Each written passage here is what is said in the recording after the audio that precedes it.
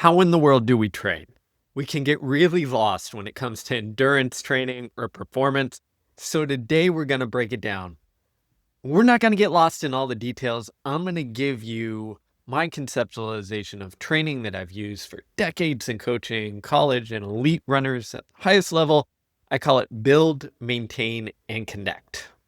So at any period of time when we're training, we're either emphasizing or building a quality, we're either maintaining that quality, or we're connecting it to something else.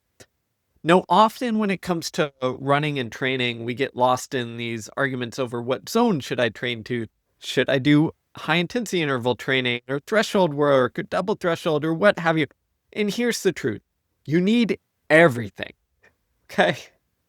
But in the right dose, in the right time. So what I want to emphasize today is what we call periodization, is meaning at any given time, we're going to build one or two qualities and everything else is in maintenance mode. Meaning we're doing just enough so that it doesn't detrain too much to where it's like a lost quality when we come into having it. Okay, I'll give some examples throughout.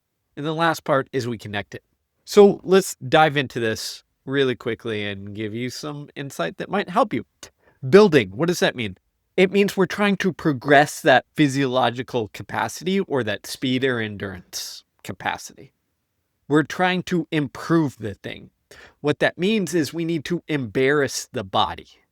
That means we need to slightly go somewhere new or push the bounds of a workout or push the bounds of the long run or mileage or however you want to do it. So our body goes like, oh crap, we need to adapt.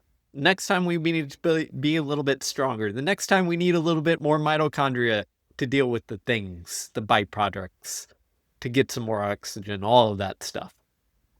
We've got to slightly embarrass it. So when we're in building mode, we're progressing things.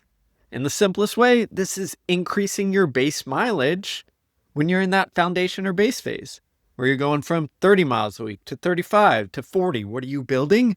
Your general aerobic ability and your like tolerance for the pounding that running gives us.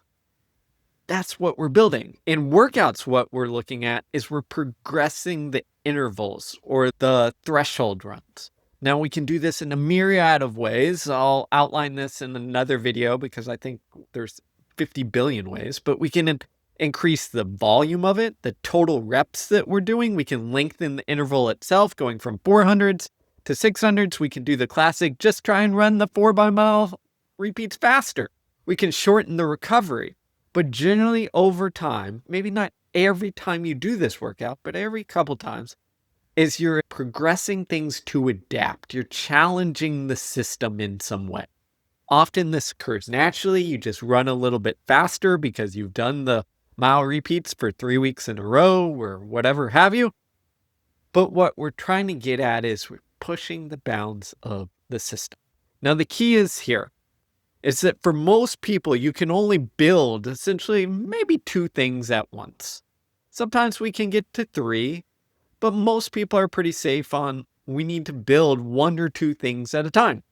So that means either you're holding the volume and intensity and number of workouts steady, and you're increasing maybe the length of the runs, or vice versa, where you're saying, hey, I'm going to press my 5K pace intervals and keep our tempos or thresholds at the same level. Okay, so only building 1 or 2. This is where we come into maintenance mode. When we're not building something, we're maintaining that quality. Now, the goal is, depending on the time of the year, we want to do enough to maintain that quality so it doesn't detrain. Now, sometimes it's naturally going to detrain because we can't maintain everything all the time at the same level at once. Example, think about this. Your speed during a heavy base phase detrains a little bit, right? You're not as fast if I went and had you run 100 or 200 or 400 as you were during peak track season. Okay? But what you do during the base phase is you just do just enough speed. Some strides, some hill sprints, other things. that maintain that capacity so that when we come time to emphasize it and to build it, it's there. We don't have to go from scratch or from below scratch, okay? The key is understanding what level of maintenance do you need these things to be at, and when are you going to flip that switch and build again? So again, to use the example, we maintain speed during the base phase because we know when it comes time to sharpen up, if you're racing the mile or 3K or 5K or something like that on the track, you're going to do more of it to bring it all around. When it comes to maintaining things, my general rule of thumb is that if when we're building something, we want to hit it a workout every 7 or 10 days to get that capacity, when we're maintaining, it's probably once every 14 days to maybe 3 weeks, but generally around every 2 weeks where we need to hit that individual capacity. The other part of it is it's easier to maintain something that is already built. And once we have this, then we don't need to do quite as much volume or intensity, one or the other, to maintain the thing. What do I mean by this? This is the classic finding that Lydiard found. Arthur Lydiard, famed coach, what did he do? He discovered, oh man, if we spend a long time building our aerobic base with lots of 100 miles weeks and 20-mile long runs or what have you over mountains, we're going to be in a good spot.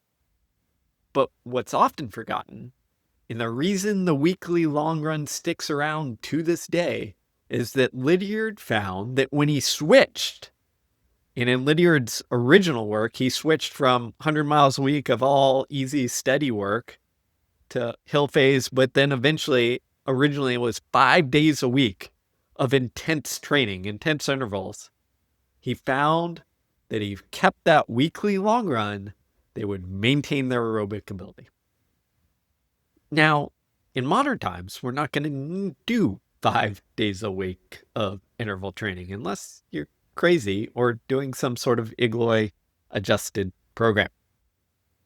So the maintenance is a little bit different, but we often don't need a weekly long run during the maintenance phase because we have other easy, medium, long runs and things like that in the training.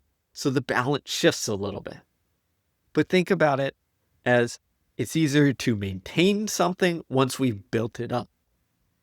This applies not just to our base, to sharpening, it also applies to our classic periodization when we look at, especially for training for the track events, where we'd often have a period of training where we go heavy into threshold, or in the modern incarnation, when you're doing double threshold or Norwegian singles or what have you, is what we know is once we transition to a sharpening phase or a more intense phase, guess what? We don't need the double threshold to maintain that threshold really well.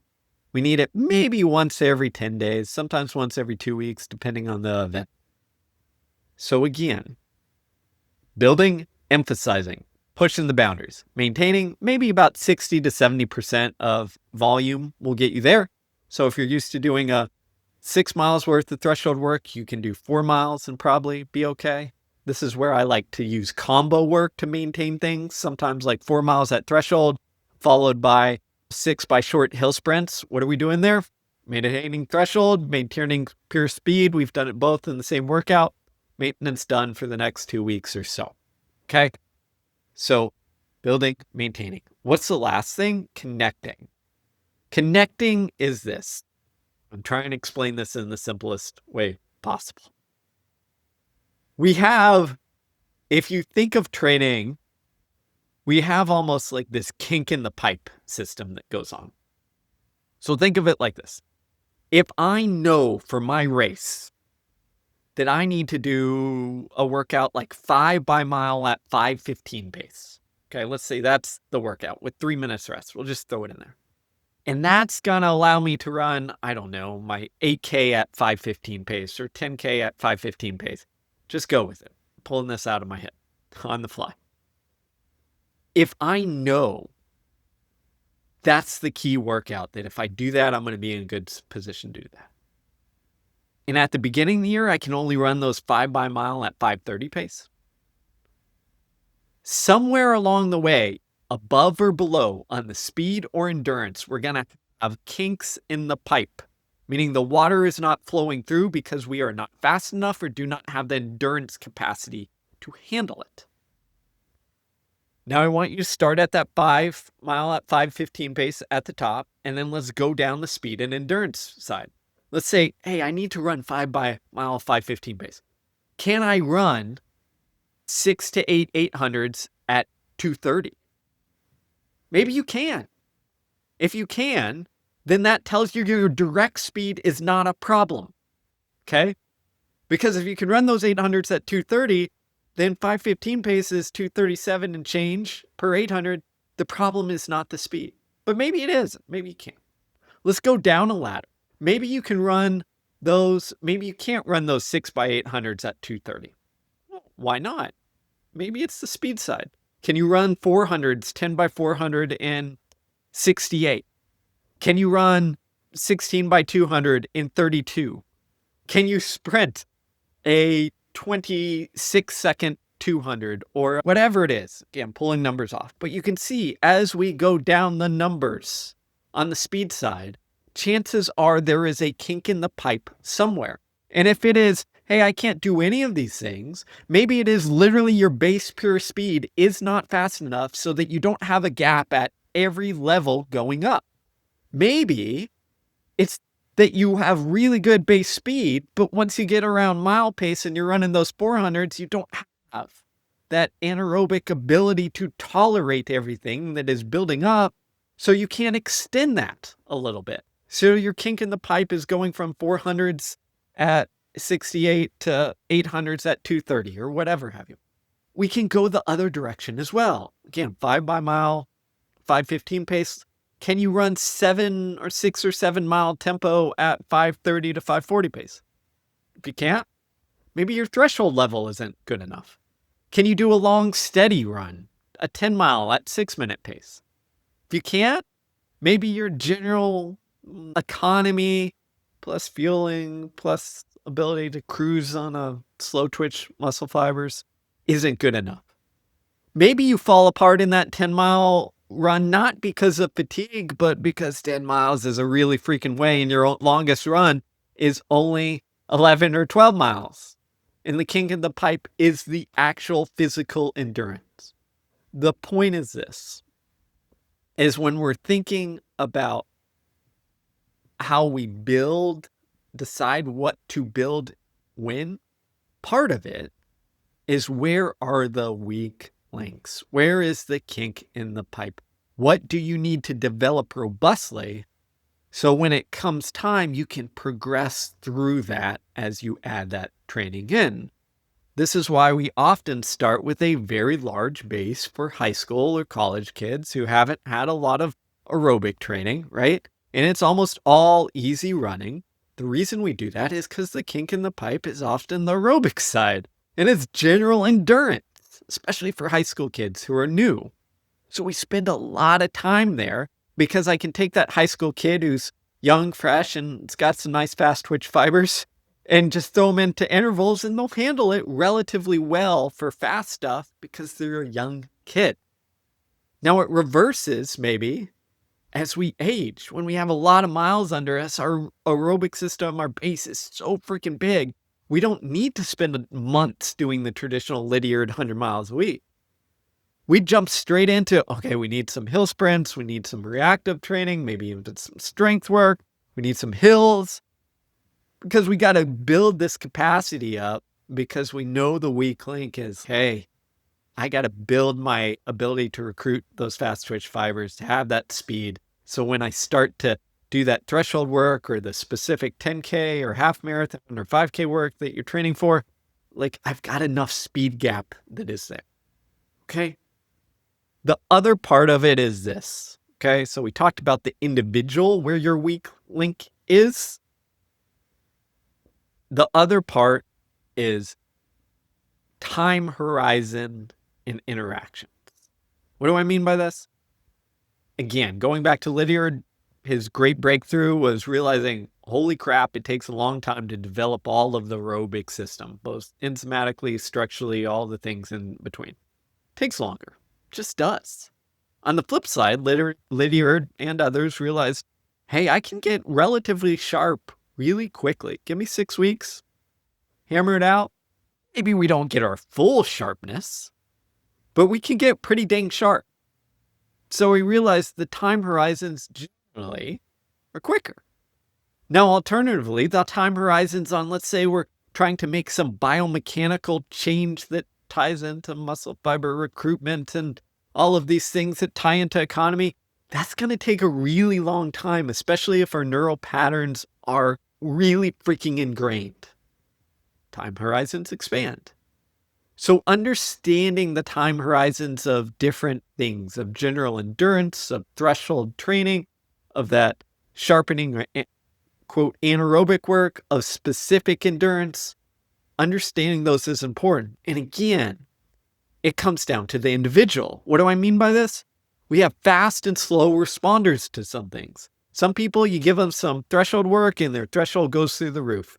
You give them some sharpening work and all of a sudden they're like cranking hundreds.